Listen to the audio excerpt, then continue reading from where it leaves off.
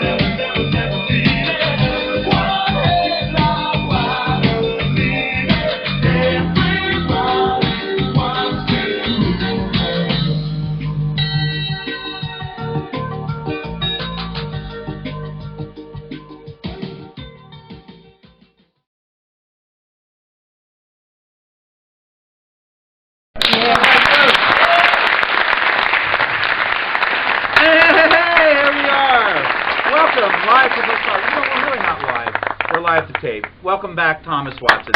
Thanks for coming back. Thank you so very much for coming back. Thank you for having me. Yeah, it's been quite a while. It's been quite a feat that we've been through. You were first on My WeHo World. All right. It was back in about March, April of 2009. Yep, a long time ago. That was a long time. Time flies when you're having fun.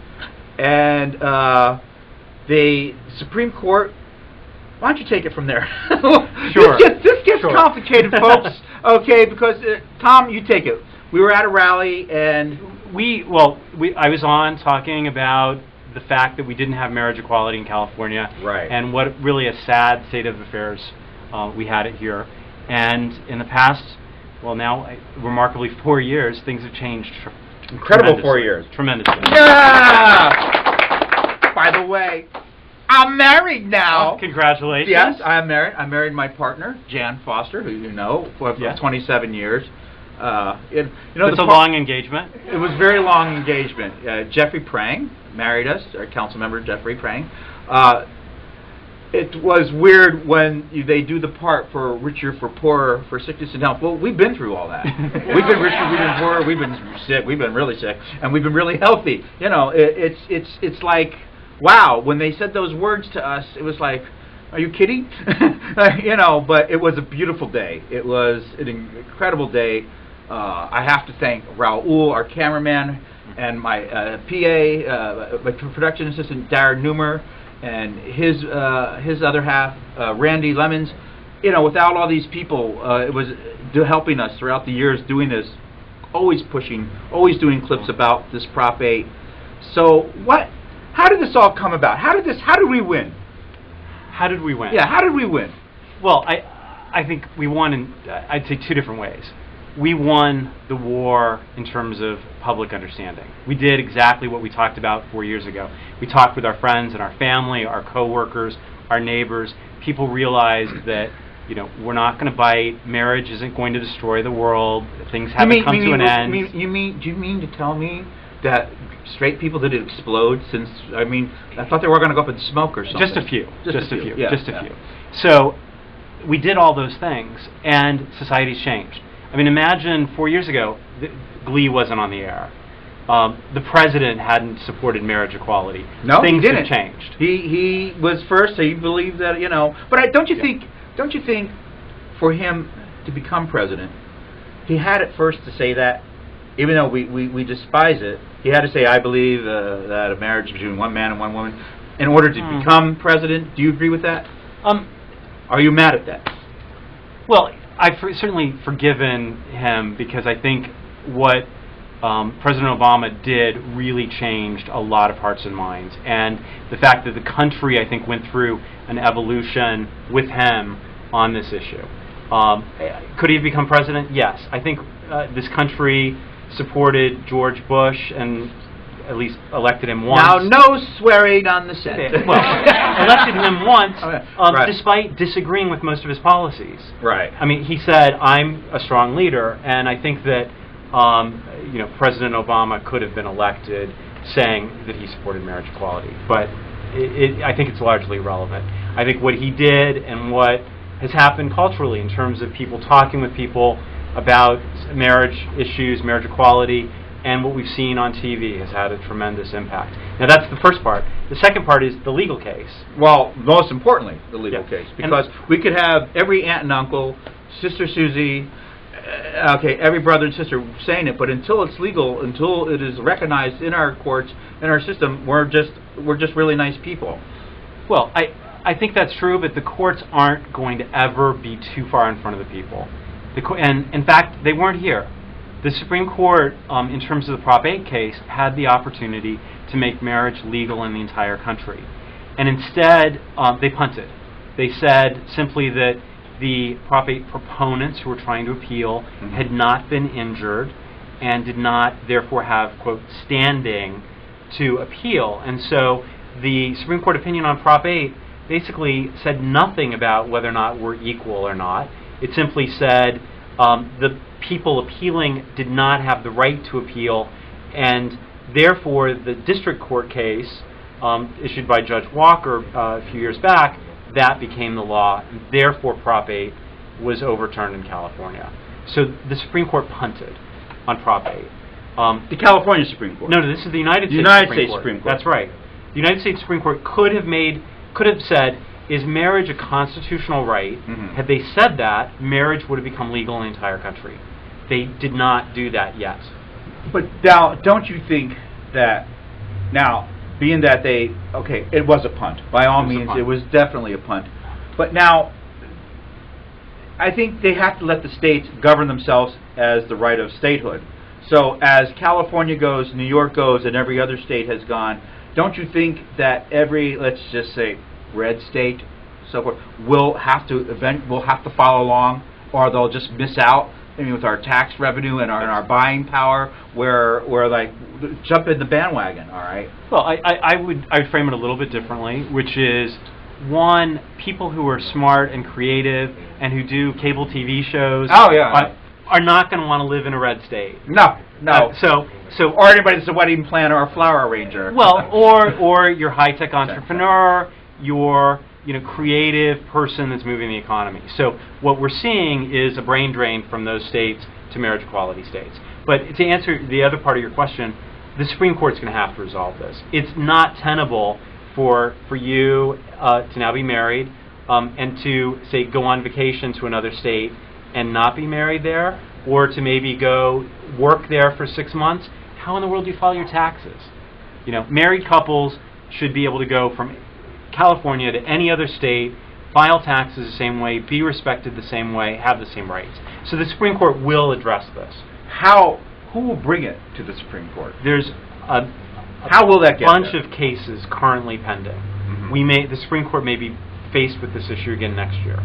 There's a case from Nevada. A case was just filed in Virginia. There are a number of other cases that are working their way to the Supreme Court on this issue to make marriage equality the law of the land nationwide.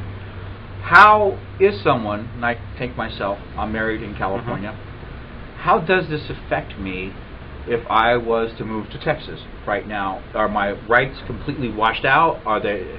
Well, it's unknown. It's confusing. Texas would say you're not married.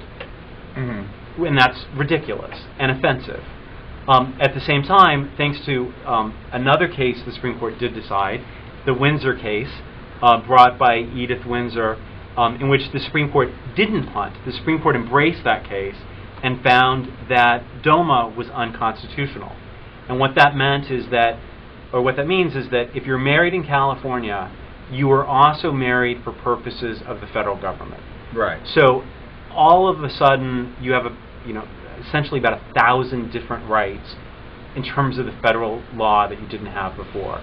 Probably over 1,000, but yeah. Well, so it means Social Security, and it also means that you will now be filing a joint federal tax return married, as a married couple.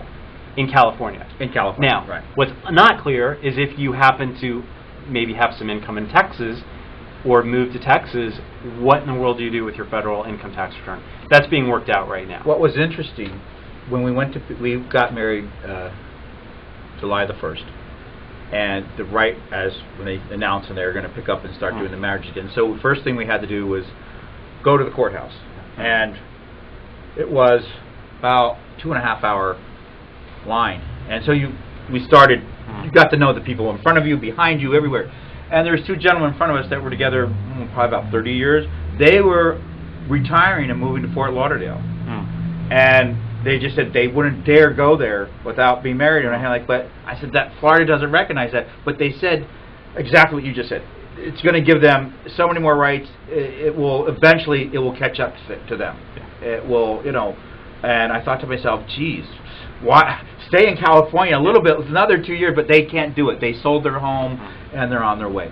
Well, anyhow, last time that you were on the show, we were out in the streets and we were filming and doing clips of the first rebellion, and we're going to roll that clip right now. And so let's take a look and flashback. This is about March, April 2009. Roll clip.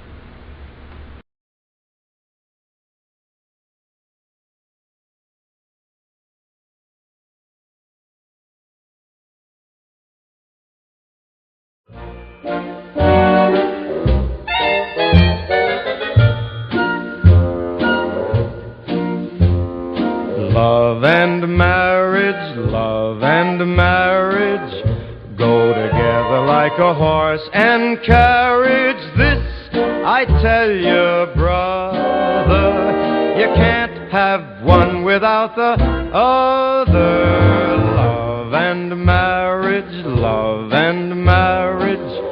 it's an institute you can't disparage.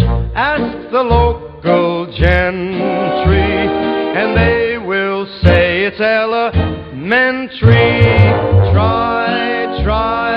Try to separate them. I'm here with Raymond Sylvester. Raymond Sylvester. I see you. Hi, I'm Joel Q. Very nice. Very nice to meet you, Raymond. And you're holding a picture. Yes, I am. This is my lover who passed away 4 years ago. What's his name? Robert. Robert. Yes. And were you guys married? We were domestic partners. You were domestic partners. Right. And you're out here tonight for just protesting for this gay marriage. Because if Robert was alive, you would want to be married to him. Married to he was very handsome. Yeah. That's Hi, we're here with Chrissy. and Kate. And were you surprised by today's ruling? No, I knew it would. What is your personal feel? What did you think this morning when you heard the news? I thought it was a big psychocrat. Were you expecting it? I was expecting I was too. I was expecting it, but I was very disappointed that it actually went forward. Yeah. But it's not over yet. And we're going to continue to fight, right? That's right. And you know what? We're glad you're here. I'm glad to be here. And what do you think we got to do now?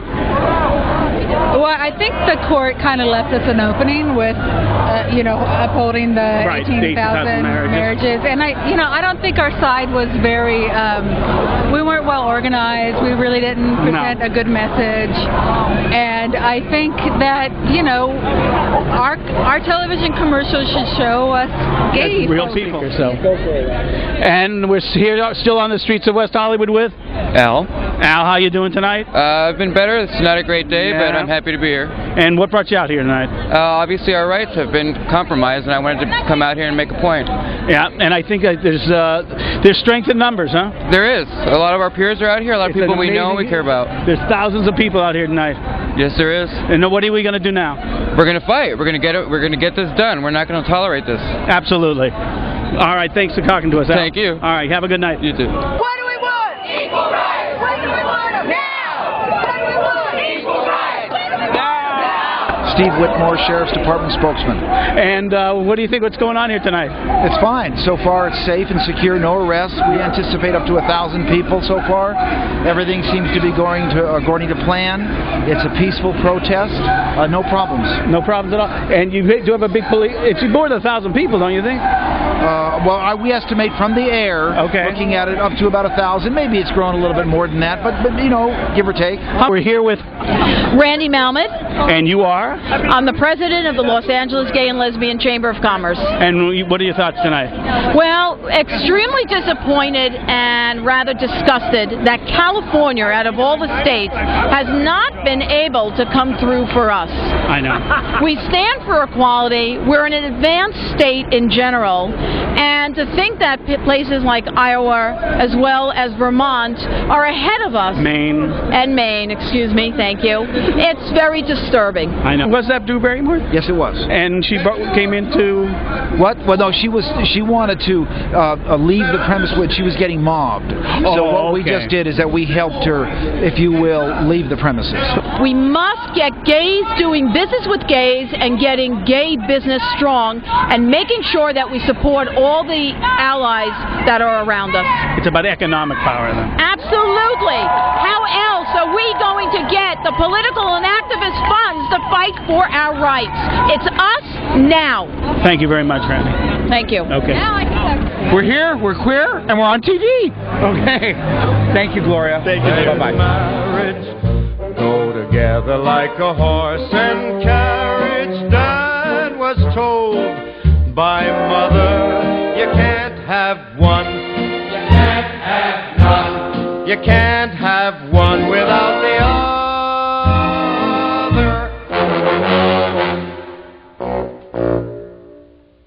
You remember that? Tom Watson? I gotta remember your name. We're back with Tom Watson.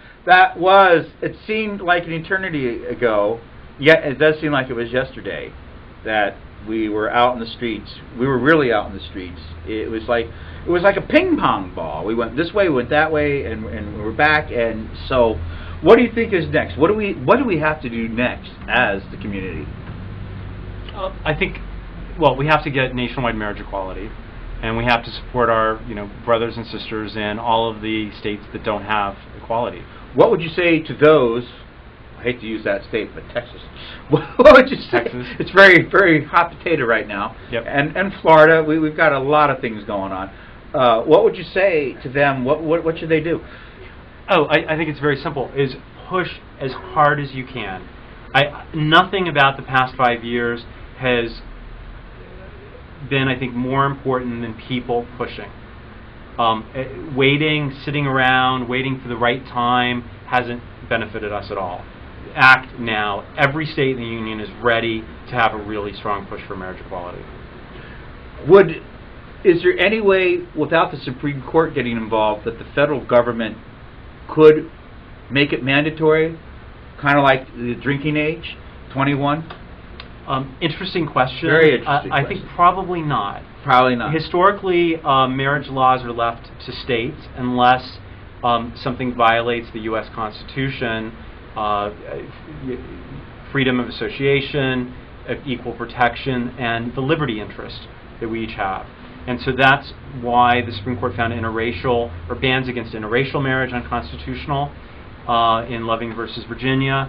And the DOMA case, the Windsor case that we're talking about before, right. Edith Windsor, really sets it up for the Supreme Court to find that preventing consenting adult same-sex couples from marrying also violates the Constitution. Well, I don't know if you remember, but back when I was way young, I don't remember. No, you don't. But I grew up in Pennsylvania, right on the border of New Jersey. It was just a little 5-minute ride over the bridge, and New Jersey was 18 to drink. Okay, and so we all went over to New Jersey, and unfortunately, a couple of us did not make it back. People got killed on Route 80 going back, and it was terrible. And then all of a sudden, on the news, it was like every state has to go to 21, or you're going to lose your federal highway funding. So could they do something like that? You'll lose your highway funding, or your hairnet funding, or your hairspray funding, or could they do that? They got that through. Boy, they were really dead serious about that. Everybody went like a hot potato. 21, 21, 21, 21. It's a very interesting question. I will need to think about that some. I don't know. Could we apply that? It's possible, but it's certainly not going to happen anytime soon because of the makeup of Congress. So I think the Supreme Court is a much more likely way to solve this problem. I also think we're going to win in a bunch of states in the near term. We may get marriage equality in New Jersey. So, That's why I was thinking of, well, you know, with the 21 drinking law.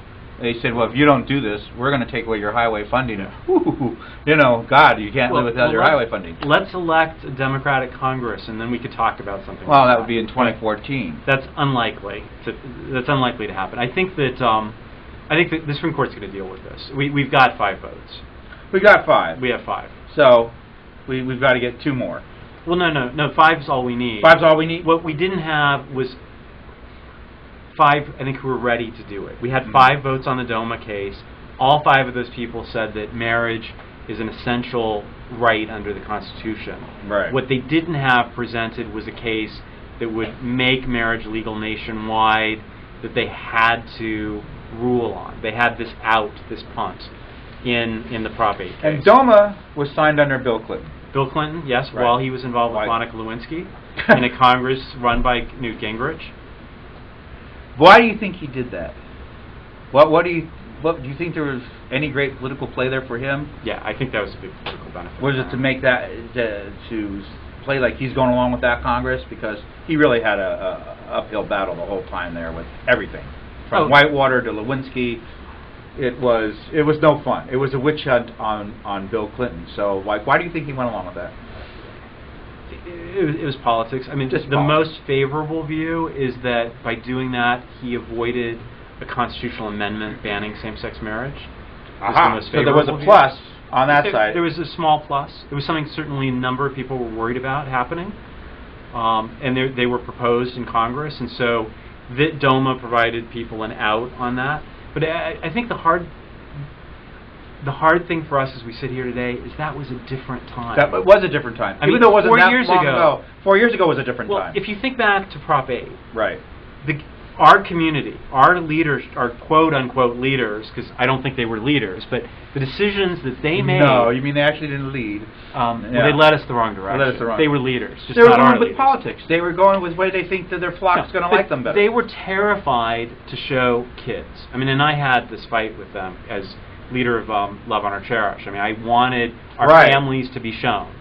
And they said, no, the polling says we can't show kids. And so they didn't show gay and lesbian couples for the most part until the very end. They simply talked about equality in this amorphous sense. But the world has changed, and we all kind of went along with that, not showing kids, not showing families. The idea of a showing gay kids teenager of gay families. Yes, or that there were gay teenagers. Mm-hmm. You know, that's commonplace now. Everybody knows that they're gay teenagers. Glee's on TV. I mean, to go back. Will and Grace Will and Grace. Will now has a boyfriend. I mean, is the new, any new TV show. I mean, there's not this. All right, he's coming back, right? Will and Grace. Oh, I don't know. Didn't Sean Hayes get a new show? Someone just told me he's getting a new show. That's what I thought you were talking about. So I think we can't comprehend easily what the gap is between that time and today. But it's over. It's gone. It's gone. Ancient gone. history. Ancient history. It's gone. It's a civilization. Yep. Look for it only in books. Where it's a civilization gone with the wind. Right? It's true. Like the Old South. Absolutely. That way of thinking. But we'll still have this thinking.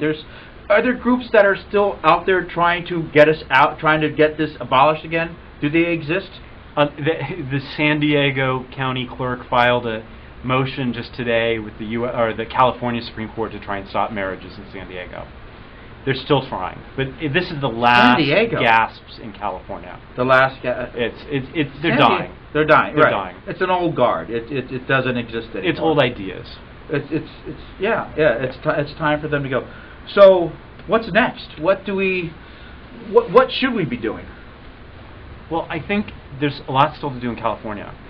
We need to, just 2 examples. We really need to focus on our youth. It's still hard for kids in a lot of families in a lot of places in the state. We need to focus on the elderly. There are a lot of gay people who, suffered a lot from discrimination, who have, health issues. There isn't one person in this studio that I don't think has not suffered in one way, shape, or form.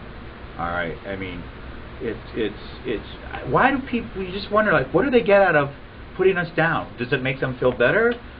How they always say we're going to hurt them. Well, I don't get it. How have I hurt them? I want to know. I want one person to write me on Facebook and say how I have hurt your marriage, or anyone, any gay couple has hurt their. You know what? Then they need to go look at their own marriage again if I'm hurting their marriage. And what you just did is what we were scared to do 4 years ago, or 5 years ago during Prop 8. We just call them on it. What the hell's their reason? Sorry, maybe it's cable. Can I curse? No, Okay. You can do anything. Okay. You got a show with a guy. Never mind. But